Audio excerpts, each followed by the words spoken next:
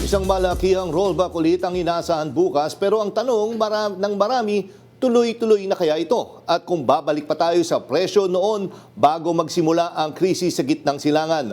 Pag-usapan natin yan kasama ang Executive Board Member ng Philippine Research and Policy Institute, si Attorney Jay Layug. Magandang hapon po, Attorney Layug. Welcome back sa Arangkada Balita. Magandang hapon po sa inyong lahat at sa lahat ng nanonood at nakikinig.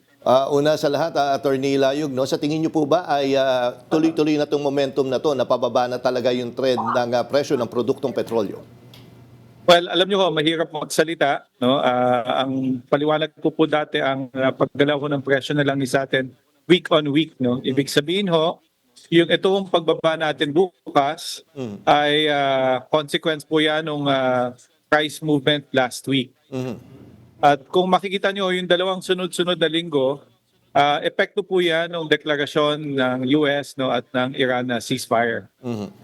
So this week ito na naman, tingnan natin kung ano na naman ang balita. Kanina nagbabasa ako ng balita, ay mukhang nagkakainitan na naman sila. Sana wag tumuloy at magkaayusan ulit. No? Kasi ang market talaga nagre-react kapag nag-aaway yung dalawang bansa. Yun nga po. Pero bukas, malakihan ang rollback lalo na sa diesel, no? 20 plus per 24, liter. Kailangan pa kayang suspendihin ang excise tax kapag ganito naman kalaki? Yung ibababa, lalo na sa diesel. Well, alam niyo yung pag-determine ng suspension ng excise tax, kailangan siguro bantayan natin kung ano yung movement next week. Kung bumababa naman baka hindi na kailangan, no? Pero kung tataas na naman, tingnan natin. No? Today, tinitingnan ko yung presyo. No? Medyo tumaas na kaunti dahil yun nga, nag-react na naman yung market dun sa declaration ng US na bakbakan na naman daw sila ulit. So pwedeng bang mababa ngayong week na to, tas bukas baka tumaas naman? Pwede yun mangyari. No? Again, kailangan natin hintayin yung oil price movement from Monday to Friday. Doon natin malalaman kung ano yung magiging paggalaw next week. So, bantayan natin. Yes. Oo, kasi yung kanina nga, di ba, partner, na isang news item natin binasa, ang laki nung hinihingi ng mga jeepney drivers. 10 10 piso. Pero mo, ang minimum mo ay 23 pesos na sa traditional na jeep. Kaya nga ay naano din dito, siyempre, wini-weigh din siguro ng LTFRB kung magtutuloy-tuloy yung trend. Baka hindi na, kumbaga, doon na aasahan kung papayagan ba nila yung ganong kalaking increase. Tama po ba? Opo, alam niyo may programa din ang DOE na-anunsyo na yan, no? Na may 10 peso discount po ang ating mga jeepney drivers. No? Yung mga lihitimo na may prangkisa, basta rehistrado sila doon sa land bank, no? At nagpapagasolina doon sa gas station na authorized ng land bank, may 10 peso discount po. No?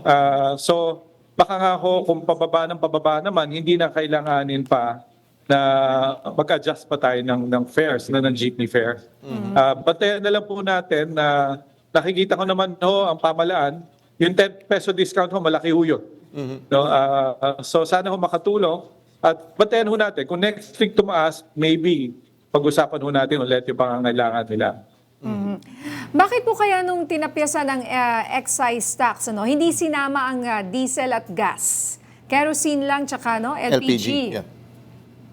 Opo, alam nyo, ang paliwanag ng pamalaan ay mas gusto nilang kolektahin yung excess revenues, no? Tapos ipapamahagi nila via targeted subsidy sa farmers, sa fishermen, sa jeepney drivers. No? Yun yung paliwanag ng pamalaan. Madami nagsusulong na sana suspindihin. No, ako isa doon, temporary lang naman panandalian. No? We can always follow the example of Vietnam na less than 30 days sinuspend yan during high oil prices. No? Pero naiintindihan ko rin naman pamalaan, lalo na ngayon sa dami ng pinamimigay nating ayuda, kailangan niya talagang kumuha at maghanap ng pondo. Yun nga, attorney, marami nagsasabi, teka, bakit nga ba hindi nga sinama yung diesel? Paano ba yung paliwanag? Bakit hindi ganun kadali mag-decide pag pinag-uusapan yung mga epekto neto sa ekonomiya po? Well, madali naman magsuspinde kung gusto. No? Ang paliwanag lang ng pamalaan ay saan namin kukunin yung pang-ayuda kung gagawin natin yan. No? Yun ho yung kanilang explanation. No? On a long-term effect, syempre ho, ayaw din naman ng pamahalaan na umutang. No? At kung umutang, ay tataas din yung borrowing rates natin sa bangko kasi nga tumataas yung ating utang in the budget. No? So, it's a balancing act. But at the end of the day, ako, paniniwala ko, kung kailangan natin talagang magbawas ng VAT, halimbawa excise tax, mag-belt tightening ho tayo dun sa ibang gastusin ng pamahalaan. Pero yun yung attorney and partner, kung sakali sinasabi nga yung rason, kaya hindi natin masuspend yung excise tax dahil nga saan tayo kukuha ng pambigay sa ayuda, saan ho ba tayo kumbaga di naman tama yung term na makakatipid. Kunyari, itigil natin yung ayuda, pero isuspend natin ang Bigyan VAT mo at yung excise tax. Kumbaga, baka pwedeng ganun. Or fuel subsidy. Oo. Kasi yung ayuda, yung iba kasi, ang opinion rin nga nila dyan, baka hindi naman talaga nila ginagas, hindi naman sila bumabalik sa pagmamaneho, di ba? They spend it for other things, which is understandable during this time. Pero ang sabi nga nila, paano iikot yung market or yung ekonomiya, no? Kasi kumbaga, panandalian lang yung 5,000, parang band-aid solution nga po. Well, again, no, yung Pantawid Pasada, kami ho nagsimula noong 2011. No? At palagi namin sinasabi noong unang panahon, panandalian lang ho yan. Hindi ho talaga long-term solution. No? And yung problema ho na baka hindi gamitin nila sa gasolina o diesel, nakita na ho namin yan in 2011. No? Kaya nung panahon na yon, ginawa namin via card. In other words, yung gagamit po ng ayuda, pwede lang gamitin sa gasoline station. No? Ngayon ho, ang paliwanag ko ng DOE, ganun din po. No? May 10 peso discount, pero kailangan registered ka doon sa gasoline station na meron namang listahan ng ating pamahalaan kung ikaw ay lehitimo na franchise. Pero again, hindi ho siya talaga long-term solution. No?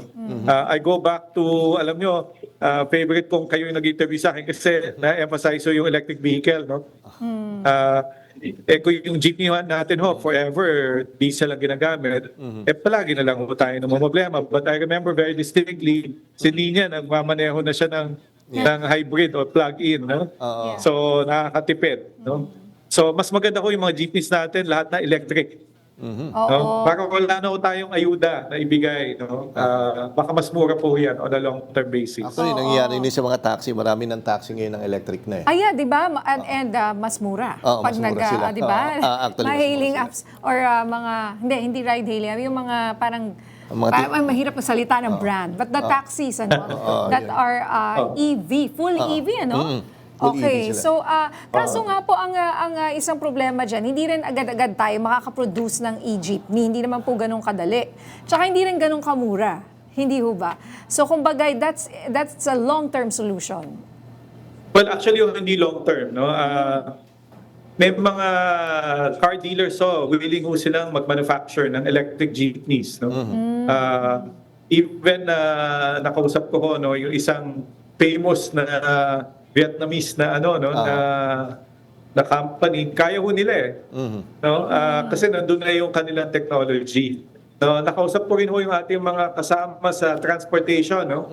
Sila Ka-Obet, no? Yes. At sabi ho nila, ito na naman tayo sa problema natin, open naman ho sila na mag-electric jeepney na. Kailangan lang nila yung pamahalaan set aside ng pondo para makautang sila ng mababa ang interest. Okay. Kasi yung modern jeepney, hindi lahat, di ba? Nag-transition to modern. Di mas lalo tong EV, baka hindi sila sanay, hindi ready, di ba? When there's something new, di ba? Itong ating ibang mga kababayan talaga, they stick to what they know eh. Like yung kakarag-karag na lumang jeepney, di ba? Yung mga ganun. Hindi nila pinapalitan. Tsaka ang mahal rin po kasi nung modern jeepney. So eto baka mahal din, hindi rin nila ma-afford, sir. Hindi ho, no, na-check ko ho yung presyuhan. No? Yung electric jeepney ho, pwede ho mag-manufacture ng 2 million pesos. No? Ang kailangan lang naman ho, makautang ang mga jeepney drivers natin na mababa ang interest.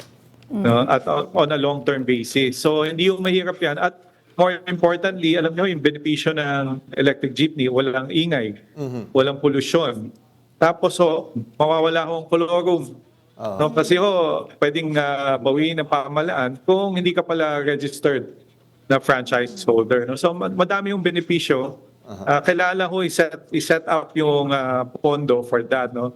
Kausap ko ibang mga congressmen, sila ko willing na magpasa ng batas para mag-set aside ng funds just for modernization for electric jeepneys. Sige po. Sige, excited ako dyan. Gusto ko, kasi baka mapasakay ako ng jeepney ngayon. Oo. Pagka- Pag ganun na yung ano. Oo nga naman. Maganda naman eh. Alright, maraming salamat, Attorney Layog.